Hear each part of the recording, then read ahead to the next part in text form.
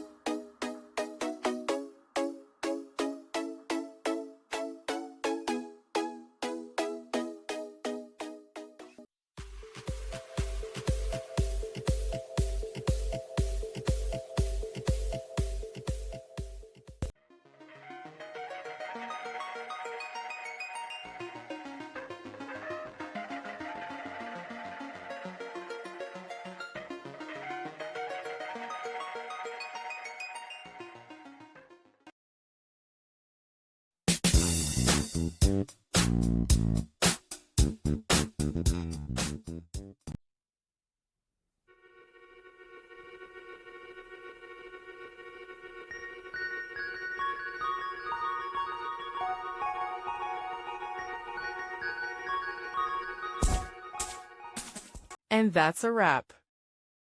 I hope you found the answer you were looking for. If you did, take a second to hit that subscribe button. It really helps out. And let me know in the comments which solution worked best for you. See you next time in the debug zone.